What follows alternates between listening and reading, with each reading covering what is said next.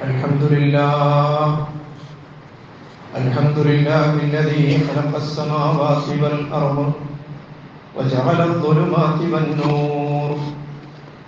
نحمد الله ونستعينه ونستغفره ونستهديه ونؤمن به ونتوكل عليه ونعوذ بالله من شرور أنفسنا ومن سيئات أعمالنا. من يهده الله فلا مضل له ومن يضلل فلا هادي له. وأشهد أن لا إله إلا الله وحده لا شريك له. وأشهد أن محمدا عبده ورسوله الذي بلغ الرسالة وأدى الأمانة ونصح على هذه الأمة وجاهد في الله حق جهاده حتى أتانا اليقين. اللهم صل على محمد وعلى آل محمد كما صليت على إبراهيم وعلى آل إبراهيم وبارك على محمد وعلى آل محمد كما باركت على إبراهيم وعلى آل إبراهيم في العالمين إنك حميد مجيد. أيها الإخوان والأخوات، أوصيكم ونفسي أولا بتقوى الله. إن أريد إلا الإصلاح ما استطعت وما توفيقي إلا بالله عليه توكلت وإليه أنيب. سبحانك اللهم لا علم لنا إلا ما علمتنا إنك أنت العليم الحكيم. أعوذ بالله من الشيطان الرجيم. بسم الله الرحمن الرحيم. الذين يتبعون الرسول النبي الأمي الذي يجدونه مكتوبا عندهم في التوراة والإنجيل يأمرهم بالمعروف وينهاهم عن المنكر ويحل لهم الطيبات ويحرم عليهم الخبائث ويضع عنهم إسرهم والأغلال التي كانت عليهم فالذين آمنوا به وعزروه ونصروه واتبعوا النور الذي أنزل معه أولئك هم المفلحون. صدق الله العلي العظيم وصدق وبلغ رسوله النبي الكريم ونحن على ذلك من الشاهدين الشاكرين والحمد لله رب العالمين. ബഹുമാന്യരായ സത്യവിശ്വാസികളും വിശ്വാസികളും, അല്ലാഹു റബ്ബുൽ ഇസ്സത്തിന് ഭയപ്പെടേണ്ടവണ്ണം ഭയപ്പെട്ടു, സൂക്ഷിക്കേണ്ടവണ്ണം സൂക്ഷിച്ചു. തമ്പുരാന്റെ വിധിവിലക്കുകൾക്ക് ജീവിത ഇടപാടുകളെ മുഴുവൻ വിധേയപ്പെടുത്തിയും തഖ്വയുടെ താല്പര്യത്തിനനുസരിച്ച് ജീവിതത്തെ മുന്നോട്ട് കൊണ്ടുപോകാൻ അതീവ ജാഗ്രതയോടുകൂടി പരിശ്രമിക്കണമെന്ന് എന്നെയും നിങ്ങളെയും ഓർമ്മപ്പെടുത്തുകയാണ്, വസിയത്ത് ചെയ്യുകയാണ്. അർഹമുർ-റഹീമായ അല്ലാഹു സുബ്ഹാനഹു വ തആല പടച്ചവന്റെ ഇഷ്ടാനിഷ്ടങ്ങൾക്ക് വിട്ടുകൊടുത്ത ജീവിതത്തിന്റെ ഉടമകളായും റൂഹ് പിരിയുന്ന നേരം വരെയും തുടർന്നു പോകാൻ, അതുവഴി കലിമത്തു തൗഹീദ് ഉച്ചരിച്ചുകൊണ്ട് നാഥനെ കണ്ടുമുട്ടാൻ അല്ലാഹു മുത്തഖീങ്ങൾക്ക് സജ്ജമാക്കി വെച്ചിട്ടുള്ള പടച്ചവന്റെ ജന്നാത്തുൽ ഫിർദൗസ് അനന്തരമെടുക്കാൻ നമ്മെ എല്ലാവരെയും റബ്ബ് തുണക്കുമാറാകട്ടെ. പ്രവാചകൻ സല്ലല്ലാഹു അലൈഹി വസല്ലമയുടെ ജീവിതത്തെ സംബന്ധിച്ച സന്ദേശത്തെക്കുറിച്ചാണ് ചർച്ചയാണ് കഴിഞ്ഞ 2 ഖുതുബകളിലായി സഹോദരങ്ങളുടെ ശ്രദ്ധയിൽപ്പെടുത്തിയത്. റസൂലുള്ളാഹി സ്വല്ലല്ലാഹു അലൈഹി വസല്ലമയെ സംബന്ധിച്ചിടത്തോളം ഈ സമുദായത്തോട് അവിടുന്ന് എത്രത്തോളം ഗുണകാംക്ഷ പുലർത്തിയിരുന്നുവെന്നും ഈ ഉമ്മത്തിനെ അവിടുന്ന് എത്രത്തോളം സ്നേഹിച്ചിരുന്നുവെന്നും ഉമ്മത്ത് റസൂലിനെ എത്രത്തോളം സ്നേഹിക്കേണ്ടതുണ്ട് എന്നതിനെ സംബന്ധിച്ചൊക്കെയുള്ള ചില സൂചനകൾ കഴിഞ്ഞ ഖുതുബയിൽ പരാമർശിക്കുകയുണ്ടായി. റസൂലുള്ളാഹിനോടുള്ള സ്നേഹപ്രകടനം കേവല പ്രകടനമല്ല, ജീവിതത്തിലൂടെയാണ് അത് തെളിയിക്കേണ്ടത്. റസൂലുള്ള എന്തിനു വേണ്ടിയാണോ തൻ്റെ 23 വർഷക്കാലത്തെ റിസാലത്ത് ചെലവഴിച്ചത്. ആ ദൗത്യം ഉമ്മത്ത് മുസ്ലിമേക്ക് കൈമാറിയിട്ടാണ് അവിടുന്ന് വഫാത്തായിട്ടുള്ളത്. ആ ദൗത്യം ഏറ്റെടുക്കാൻ സജ്ജമാവുക എന്നതാണ് മുസ്ലിം ഉമ്മത്തിനെ എക്കാലത്തും നിർവഹിക്കാറുള്ളത്. വിശുദ്ധ ഖുർആനിലെ ആയത്തുകളിലൂടെ നമ്മൾ കടന്നു പോകുമ്പോൾ പ്രവാചക ദൗത്യത്തെ പരിചയപ്പെടുത്തുന്ന പല ആയത്തുകളും നമുക്ക് പാരായണം ചെയ്യേണ്ടി വരാറുണ്ട്. അത്തരത്തിലുള്ള ഒരു ആയത്തിനെ സംബന്ധിച്ചാണ് കഴിഞ്ഞ ഖുത്ബയുടെ അവസാനത്തിൽ ഞാൻ സൂചിപ്പിച്ചത്. സൂറത്തുൽ അഅറാഫിലെ 157-ാമത്തെ ആയത്തായിരുന്നു അത്. അതുതന്നെയാണ് ഇന്നത്തെ ഖുത്ബയുടെ തുടക്കത്തിൽ ഞാൻ ഓതി വെച്ചത്. അതിന്റെ ആരംഭത്തിലുള്ള ചില കാര്യങ്ങളാണ് കഴിഞ്ഞ ഖുത്ബയിൽ സൂചിപ്പിച്ചത്. ആ ഒരൊറ്റ ആയത്തിൽ അല്ലാഹു സുബ്ഹാനഹു വ തആല സൂറത്തുൽ അഅറാഫിലെ 157-ാമത്തെ ഒരൊറ്റ ആയത്തിൽ റസൂലുള്ളാഹി സ്വല്ലല്ലാഹു അലൈഹി വസല്ലമയുടെ 6 അടയാളങ്ങൾ, 6 മുദ്രകൾ നമ്മളെ പഠിപ്പിക്കുകയാണ്. റസൂലുള്ളാഹി ഈ ലോകത്ത് നിർവഹിക്കാനുണ്ടായിരുന്ന ദൗത്യത്തെ കുറിച്ചാണ് പറയുന്നത്. അങ്ങനെ ആ ദൗത്യത്തെ പരിചയപ്പെടുത്തിയിട്ട് ആ റസൂലുള്ളാഹിനെ പിന്തുടരുന്ന, പ്രവാചക ജീവിതത്തെ പിൻപറ്റുന്ന സത്യവിശ്വാസികളുടെ 4 ബാധ്യതകളും അതിനെ തുടർന്നുകൊണ്ട് അല്ലാഹു പറയുന്നുണ്ട്. അത് പറഞ്ഞിട്ട് ആ ആയത്ത് അല്ലാഹു അവസാനിപ്പിക്കുന്നത് ഉലൈക ഹുമുൽ മുഫ്ലിഹൂൻ എന്ന് പറഞ്ഞുകൊണ്ടാണ്. അവരാണ് വിജയികൾ, അവരാണ് വിജയികൾ എന്ന് പറഞ്ഞുകൊണ്ടാണ് ആയത്ത് അവസാനിപ്പിക്കുന്നത്. അത്യാവശ്യം സുദീർഘമായ ഒരു ആയത്താണ്. അപ്പൊ വിജയികളാവുക എന്ന ഒരു അവസ്ഥ നമ്മെ സംബന്ധിച്ചിടത്തോളം നമ്മളൊക്കെ അനിവാര്യമായും ആഗ്രഹിക്കുന്നതാണ്. വിജയികളാവുക എന്ന് പറഞ്ഞാൽ എന്താണ് വിജയത്തിന്റെ മാനദണ്ഡം എന്ന് വിശുദ്ധ ഖുർആൻ നമുക്ക് പഠിപ്പിച്ചു തരുന്നുണ്ട്. ഫമൻ സുഹ്സിഹ അനിൻ നാരി വഉദ്ഖിലൽ ജന്ന ഫഖദ് ഫാസ്. നരകശിക്ഷയിൽ നിന്ന് അകറ്റപ്പെടുകയും സ്വർഗത്തിന് അർഹരാവുകയും ചെയ്യുന്നവരാരാണോ ഫഖദ് ഫാസ്, അവരാണ് യഥാർത്ഥത്തിൽ വിജയിച്ചവർ. ലാ യസ്തവി അസ്ഹാബുൻ നാരി വ അസ്ഹാബുൽ ജന്ന. സ്വർഗവാസികളും നരകവാസികളും തുല്യമാവുക സാധ്യമല്ല. അസ്ഹാബുൽ ജന്നത്തി ഹുമുൽ ഫായിസൂൻ. സ്വർഗത്തിന് അവകാശികളായി തീരുന്നവരാരാണോ അവരാണ് യഥാർത്ഥത്തിൽ വിജയം വരിക്കുന്നവർ. അപ്പൊ ഉലൈക ഹുമുൽ മുഫ്ലിഹൂൻ എന്ന് അല്ലാഹു സുബ്ഹാനഹു വ തആല ഒരു വിഭാഗത്തെ കുറിച്ച് പറയുന്നുണ്ടെങ്കിൽ ആ വിജയികളാകുന്ന വിശ്വാസികളിൽ ഉൾപ്പെടണം എന്നതാണല്ലോ എന്റെയും നിങ്ങളുടെയും ഒക്കെ ആയുസ് കൊണ്ട് നമ്മൾ ആഗ്രഹിക്കുന്നത്. അപ്പൊ അവിടെ എത്തുവാനുള്ള വഴി പറഞ്ഞു തന്നിട്ടാണ്, വിവരിച്ചു തന്നിട്ടാണ് അല്ലാഹു പറയുന്നത് അവരാണ് വിജയികൾ എന്ന്. അപ്പൊ വിജയികളാകാനുള്ള വഴി വിശുദ്ധ ഖുർആൻ നമുക്ക് വരച്ചു കാണിച്ചു തരുമ്പോൾ ആ വഴിയെ സംബന്ധിച്ച് അറിയുക എന്നതും ആ വഴി നമ്മുടെ കൂടി വഴിയായി മാറുക എന്നതും ആ വിജയികളാകുന്നതിനുള്ള വിശുദ്ധ ഖുർആൻ വെച്ച നിബന്ധനയാണെങ്കിൽ പ്രിയമുള്ളവരെ അത് നമ്മെ സംബന്ധിച്ചിടത്തോളം വളരെ ഗൗരവമുള്ളതാണ്. ആ റസൂലുള്ളാഹിനെ പിൻപറ്റിയവരെ സംബന്ധിച്ച് പ്രവാചക ദൗത്യത്തെ പരിചയപ്പെടുത്തുമ്പോൾ അല്ലാഹു പറയുകയാണ് അല്ലദീന യത്തബിഊന റസൂലൻ നബിയ്യൽ ഉമ്മിയല്ലദീ യജിദൂനഹു മക്തൂബൻ ഇൻദഹും ഫി തൗറാത്തി വൽ ഇൻജീൽ യഅ്മുറുഹും ബിൽ മഅറൂഫ്. അദ്ദേഹം അവർക്ക് നന്മ കൽപ്പിക്കുകയാണ് ചെയ്യുന്നത്. പ്രവാചക ദൗത്യത്തെ ആറ്റിക്കുരുക്കി സംക്ഷേപിച്ചു പറയുകയാണ് അല്ലാഹു സുബ്ഹാനഹു വ തആല വളരെ കുറഞ്ഞ വാചകങ്ങളിൽ. ഒന്നാമതായി റസൂലുള്ളാഹി ലോകത്ത് നിർവഹിക്കാനുണ്ടായിരുന്ന ദൗത്യം ജനങ്ങൾക്ക് നന്മ കൽപ്പിക്കുക. നന്മയുടെ നാമ്പുകൾ നാട്ടിലും നാട്ടുകാരിലും നട്ടു നനച്ച് വളർത്തിയെടുക്കുക. അതിനുവേണ്ടിയുള്ള അധ്വാന പരിശ്രമങ്ങളിൽ ഏർപ്പെടുക. ആളുകളെ അരുതായ്മകളിൽ നിന്ന് അകറ്റുക.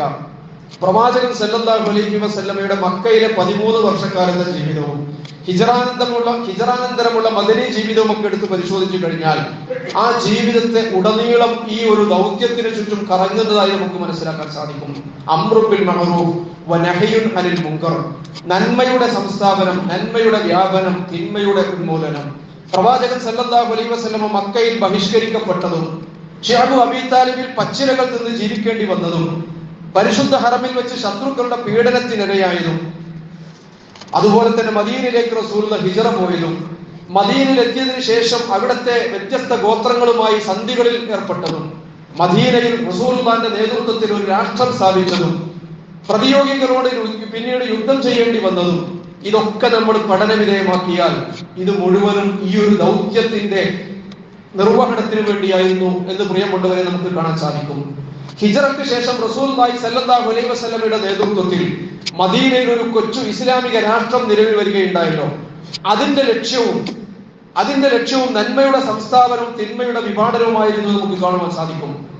അതിനുള്ള ഒരു വഴിയായിരുന്നു അതിനുള്ള ഒരു മാർഗമായിരുന്നു ഇസ്ലാമിൽ രാഷ്ട്രവും ഭരണവും ഭരണകൂടവും എന്ന് നമുക്ക് കാണാൻ സാധിക്കും. വിശുദ്ധ ഖുർആൻ അടയാളപ്പെടുന്നുണ്ടല്ലോ, അല്ലദീന മക്കന്നാഹും ഫിൽ അർദ്, അവർക്ക് ഭൂമിയിൽ നാം ആധിപത്യം നൽകിയാൽ, അധികാരം നൽകിയാൽ, അഖാമുസ് സ്വലാത്ത വആതഉസ് സകാത്ത വഅമറൂ ബിൽ മഅറൂഫ് വനഹൗ അനിൽ മുൻകർ, അവർക്ക് അല്ലാഹു സുബ്ഹാനഹു വ തആല വിശ്വാസികളെ കുറിച്ച് പറയുകയാണ്, അല്ലദീന ഇൻ മക്കന്നാഹും ഫിൽ അർദ്, അവർക്ക് അല്ലാഹു സുബ്ഹാനഹു വ തആല ഭൂമിയിൽ ആധിപത്യം നൽകിയാൽ അവർ നമസ്കാരം നിലനിർത്തും, അവർ സകാത്ത് നിർവഹിക്കും, വഅമറൂ ബിൽ മഅറൂഫ്, അവർ നന്മ കൽപ്പിക്കും, വനഹൗ അനിൽ മുൻകർ, അവർ തിന്മ വിഭാടനം ചെയ്യും, തിന്മ ഇല്ലായ്മ ചെയ്യാൻ വേണ്ടിയുള്ള പരിശ്രമങ്ങളിൽ ഏർപ്പെടും. ഭൂമിയിൽ അല്ലാഹു സുബ്ഹാനഹു വ തആല അധികാരവും ആധിപത്യവും നൽകിയാൽ അതിൽ അഹങ്കരിക്കുകയല്ല വിശ്വാസികൾ ചെയ്യുക, മറിച്ച് നന്മയിലേക്കുള്ള നാനാ മാർഗങ്ങളും അവിടെ തുറന്നു വെക്കും. നന്മയിലേക്കുള്ള നാനാ മാർഗങ്ങളും അവിടെ തുറന്നു വെക്കുക മാത്രമല്ല, തിന്മയിലേക്കുള്ള സകല പഴുതുകളും അടച്ചു കളയുവാൻ ശ്രമിക്കുകയുമാണ് ചെയ്യുക.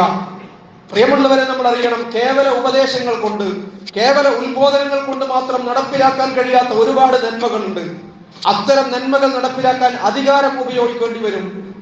ചില സംഗതികൾ സമൂഹത്തിൽ സ്ഥാപിക്കാൻ കേവലം ഉപദേശങ്ങൾ, ഉത്ബോധനങ്ങൾ മാത്രം മതിയാകുകയില്ല. വയന്നു പറഞ്ഞാൽ മാത്രം സ്ഥാപിതമാകുന്നതല്ല പല നന്മകളും.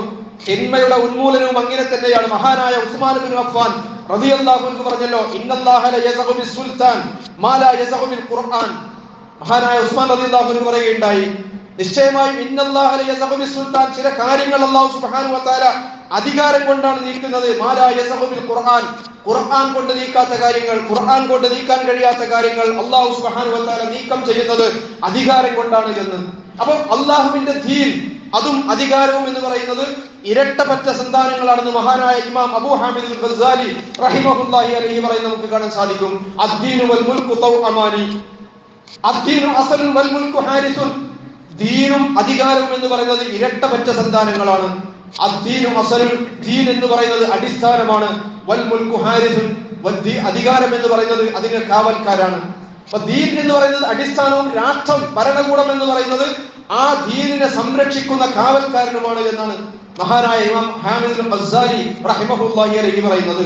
അപ്പൊ നന്മ കൽപ്പിക്കുക, തിന്മ വിരോധിക്കുക എന്ന് പറയുമ്പോൾ ലോകത്തെ നന്നാക്കിയെടുക്കുക, ലോകത്തെ നന്മയിൽ നിലനിർത്തുക, നന്മയിലേക്ക് ലോകത്തെ നയിക്കുക, അതിൽ നിലനിർത്തുക എന്ന പരിശ്രമത്തിന്റെ ഭാഗമായിട്ടാണ് അഷ്റഫുൽ ഖൽഖ് മുഹമ്മദ് മുസ്തഫ സല്ലല്ലാഹു അലൈഹി വസല്ലമ മദീനയിലേക്ക് ഹിജ്റ പോകുന്നതും അവിടെ ഒരു രാഷ്ട്രം സ്ഥാപിക്കുന്നതും. ഹിജ്റയെ കുറിച്ചുള്ള പഠനത്തിൽ, ചർച്ചയിൽ നമ്മൾ ഇതൊക്കെ പറഞ്ഞു സൂചിപ്പിച്ചതാണ്. അല്ലാതെ കേവലം ഒരു ജീവൻ രക്ഷപ്പെടുത്താൻ വേണ്ടിയുള്ള ഒരു കേവല പലായനമായിരുന്നില്ല റസൂലുള്ള മദീനയിലേക്ക് നടത്തിയത്.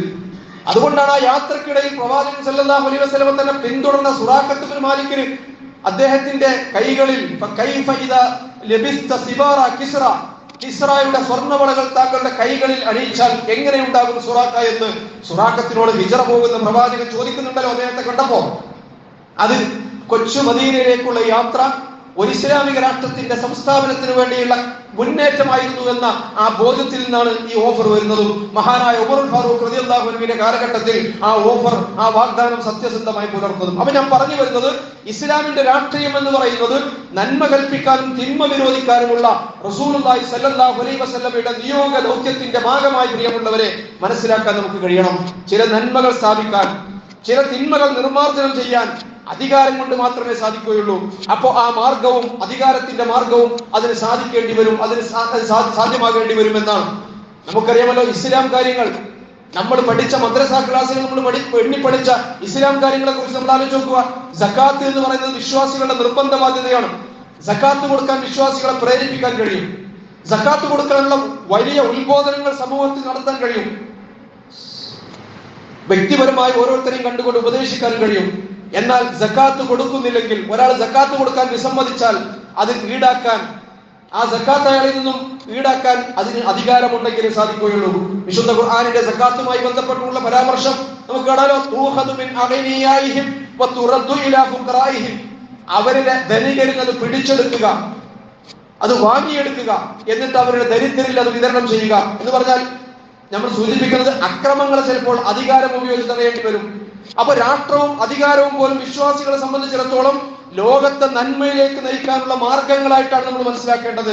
അതുപോലെ തന്നെ സമൂഹത്തിൽ നന്മയുടെ കാവൽപ്പടന്മാരാകണം വിശ്വാസികൾ. നീതിയുടെ പക്ഷത്ത് നിലകൊള്ളണം വിശ്വാസികൾ. തിന്മകളിൽ അകപ്പെടാതിരുന്നാൽ മാത്രം പോരാ. തിന്മകൾ ചെയ്യാതിരുന്നാൽ മാത്രം പോരാ, മറിച്ച് തിന്മ തുടച്ചു നീക്കാൻ പരിശ്രമിക്കുന്നവരാകണം വിശ്വാസികൾ എന്നാണ് റസൂലുള്ളാഹി സ്വല്ലല്ലാഹു അലൈഹി വസല്ലമയുടെ നിയോഗദൗത്യം പരിചയപ്പെടുത്തുമ്പോൾ പടച്ചറബ് പറയുകയാണ്, യഅ്മുറുഹും ബിൽ മഅറൂഫ് വയൻഹാഹും അനിൽ മുൻകർ വയുഹല്ലു ലഹുമുത് ത്വയ്യിബാത്ത്. നല്ല വസ്തുക്കൾ ജനങ്ങൾക്ക് അനുവദിച്ചു കൊടുക്കുന്ന പ്രവാചകൻ, മോശമായ മ്ലേച്ഛമായ കാര്യങ്ങൾ വിരോധിക്കുന്ന പ്രവാചകൻ, വയുഹല്ലു ലഹുമുത് ത്വയ്യിബാത്ത് വയുഹർരിമു അലൈഹിമുൽ ഖബായിസ്.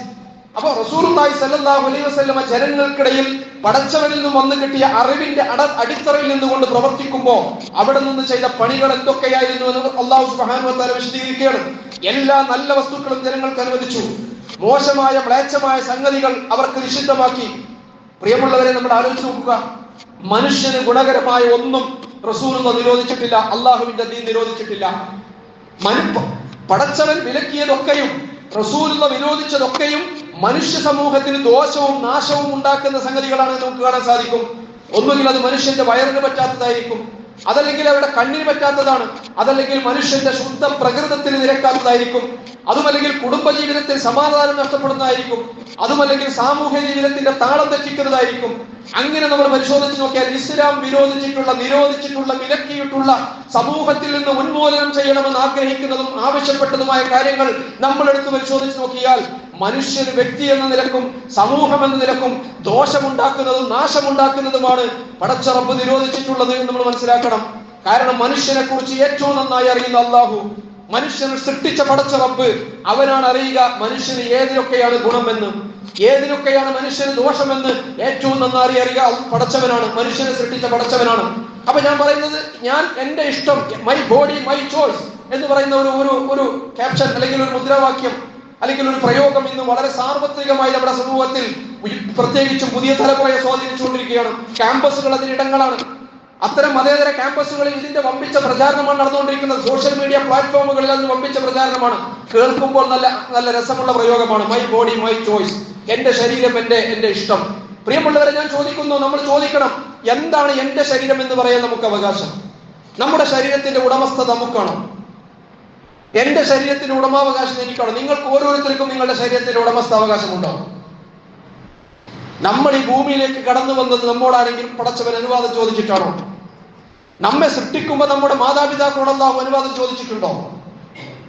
ഒരനുവാദവും അഭിപ്രായവും ആരാഞ്ഞിട്ടില്ലല്ലോ. നമ്മുടെ നിറം എന്താകണം, നമ്മൾ എവിടെ ജനിക്കണം, നമ്മുടെ ആരുടെ മക്കളായി ജനിക്കണം, നമ്മുടെ മാതാപിതാക്കൾ ആരായിരിക്കണം, നമ്മുടെ നിറം എന്താകണം, നമ്മുടെ രൂപം എന്താകണം, നമ്മുടെ ഉയരം എത്രയായിരിക്കണം, ഇങ്ങനെ നമ്മുടെ ജനനത്തിൽ ഒരു നിയന്ത്രണവും ഒരു കൂടിയാലോചനയോ നാമുമായി അല്ലാഹു നടത്തിയിട്ടില്ല. ഇവിടെ നിന്ന് പോകുന്നതും പടച്ചവന്റെ ഇഷ്ടപ്രകാരമാണ്, പടച്ചവന്റെ തീരുമാനപ്രകാരമാണ്. ഇതിനിടയിലുള്ള നമ്മുടെ ജീവിതത്തിന്റെ കാര്യത്തിൽ, ഈ ശരീരത്തിന്റെ കാര്യത്തിൽ എന്ത് നിയന്ത്രണമാണ് നമുക്കുള്ളത്?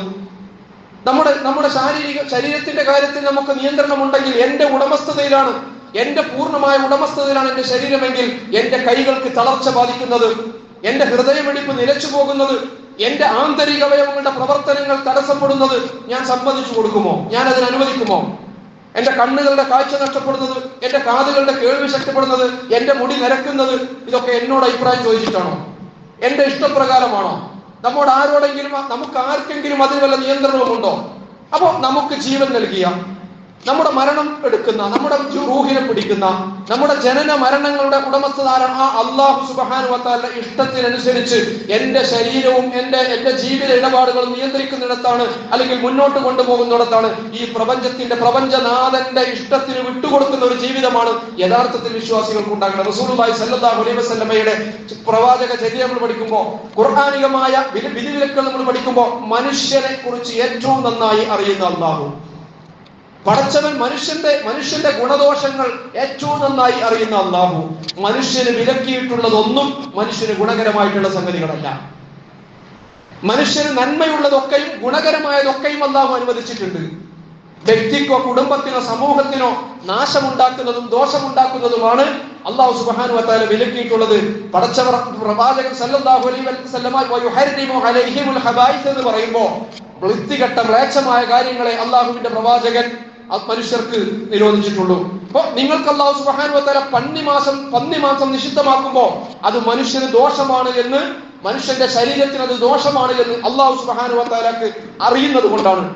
മാലിന്യത്തിൽ ജീവിക്കുന്ന, മാലിന്യം ഭക്ഷിക്കുന്ന പന്നി എന്ന മൃഗം മനുഷ്യന്റെ ശുദ്ധ പ്രകൃതത്തിനും മനുഷ്യന്റെ വയറിനും അവന്റെ ആമാശയത്തിനും അത് ദോഷകരമാണ് എന്ന് അള്ളാഹുവിന് അറിയാം.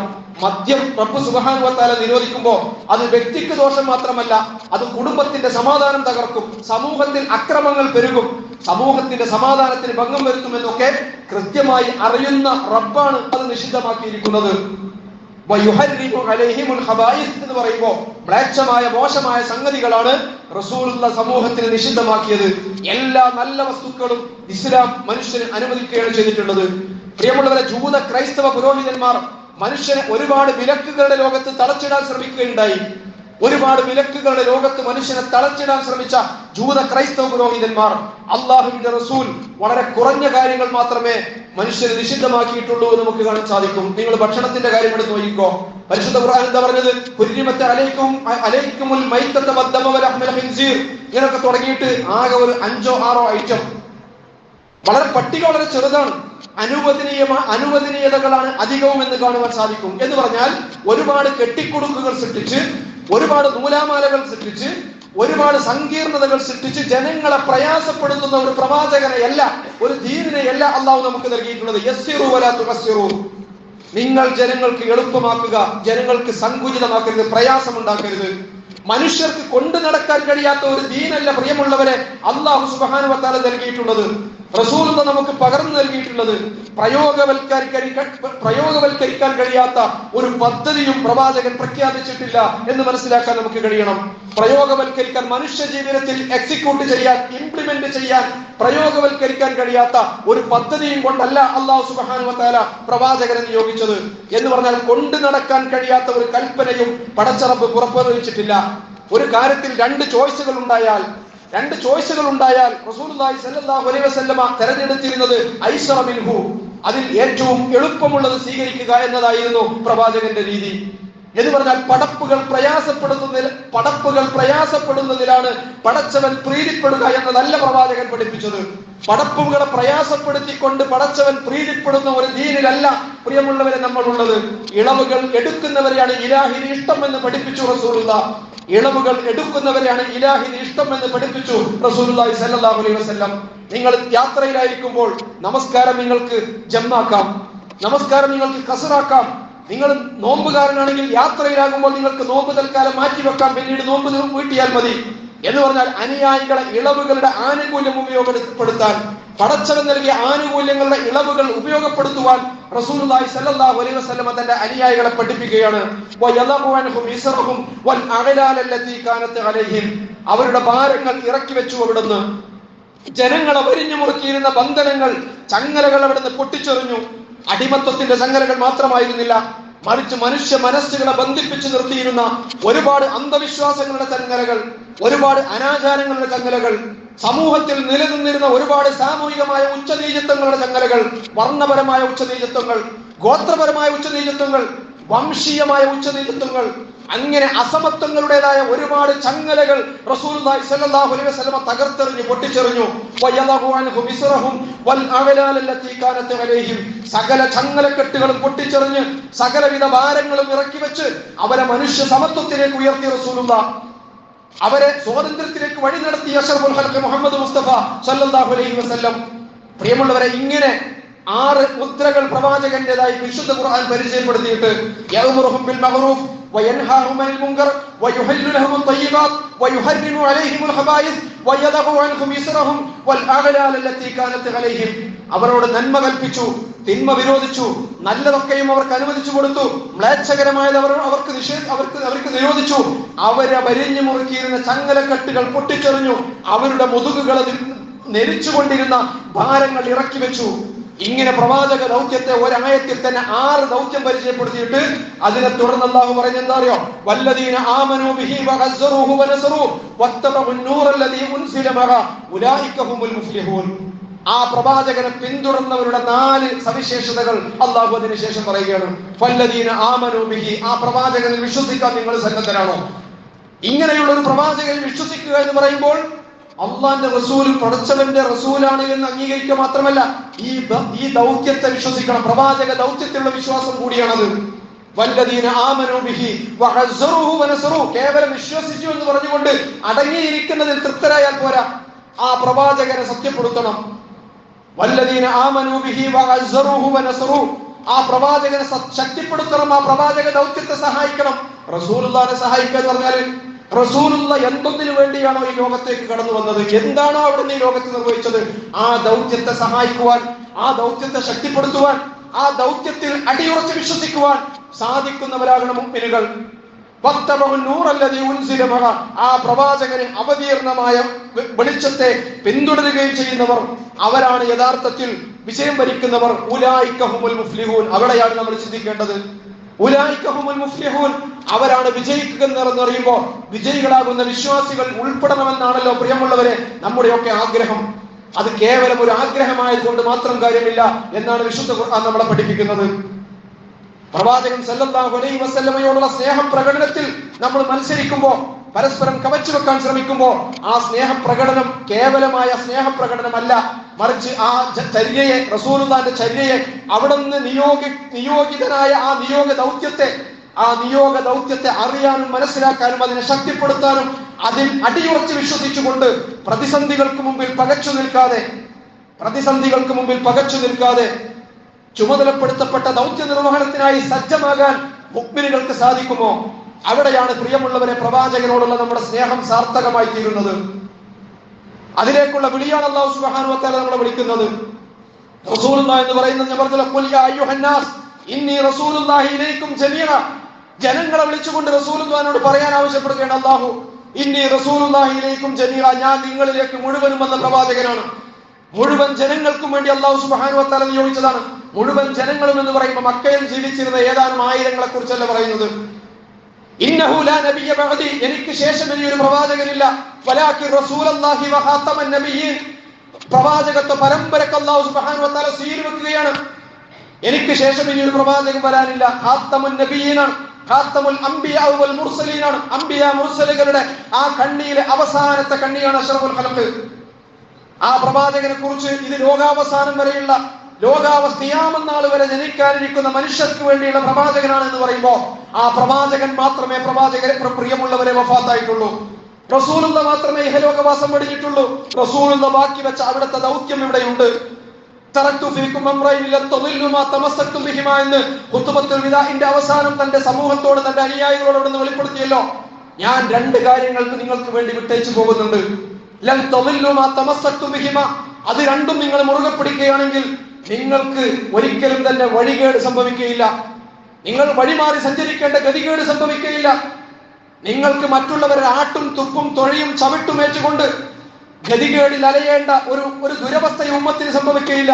ഇത് രണ്ടും മുറുകെ പിടിച്ച് മുന്നോട്ട് പോകാൻ എന്റെ ഉമ്മത്ത് സന്നദ്ധമാവുകയാണെങ്കിൽ കിതാബുല്ലാഹി വ സുന്നത്തി, അള്ളാഹുവിന്റെ ഗ്രന്ഥവും എന്റെ ചര്യയുമാണത്. ഇത് രണ്ടും റസൂലുള്ള വിട്ടേച്ചു പോയിട്ടുണ്ട്. ആ ഗ്രന്ഥത്തിലെ റസൂലുള്ളാഹിന്റെ ദൗത്യത്തെ പരിചയപ്പെടുത്തുന്ന ഒരായത്ത് മാത്രമാണ് പ്രിയമുള്ളവരെ സഹോദരങ്ങളെ നിങ്ങളുടെ ശ്രദ്ധയിൽ ഏർപ്പെടുത്തിയത്. ആ ഒരായത്തിൽ തന്നെ റസൂലുള്ള നിർവഹിച്ച ആറ് ദൗത്യങ്ങളും ആ പ്രവാചകനെ പിന്തുടർന്നവരുടെ 4 സവിശേഷതകളും അല്ലാഹു പറഞ്ഞിട്ടാണ് ഉലൈക ഹുമുൽ മുഫ്ലിഹൂൻ എന്ന് പറഞ്ഞ് അവസാനിപ്പിക്കുന്നത്. ഇതുപോലെ വിശുദ്ധ ഖുർആനിൽ നമ്മൾ പരിശോധിച്ച് നോക്കിയാൽ പ്രവാചകന്റെ ദൗത്യത്തെ പരിചയപ്പെടുത്തുന്ന ഒരുപാട് ആയത്തുകളിലൂടെ നമുക്ക് കടന്നു പോകേണ്ടി വരും. അത്തരം ആയത്തുകളിലൂടെ നമ്മൾ കടന്നു പോവുകയും അത് പഠിക്കുകയും സ്വന്തത്തെ അതിന്റെ കൂടെ വായിക്കുകയും ചെയ്യുമ്പോൾ പ്രവാചക ജീവിതവും നമ്മൾ കടന്നു പോകുന്ന ജീവിതവും തമ്മിലുള്ള അന്തരങ്ങൾ നമുക്ക് മനസ്സിലാക്കാൻ സാധിക്കും. ആ വിള്ളലുകൾ നികത്തി, ആ വിടവുകൾ നികത്തി, ആ കുറവുകൾ തിരുത്തി, ആ പോരായ്മകൾ പരിഹരിച്ച് പ്രവാചക ദൗത്യത്തോട് ചേർന്ന് നിൽക്കുന്ന ഒരു ജീവിതത്തിന്റെ ഉടമകളായി തീരാൻ നമ്മൾ പരിശ്രമിക്കുക. അല്ലാഹു സുബ്ഹാനഹു വ തആല അതിന് നമ്മെ എല്ലാവരെയും തൗഫീഖ് നൽകി അനുഗ്രഹിക്കുമാറാകട്ടെ. അഖൂലു ഖൗലി ഹാദാ അസ്തഗ്ഫിറുല്ലാഹ ലി വ ലക്കും.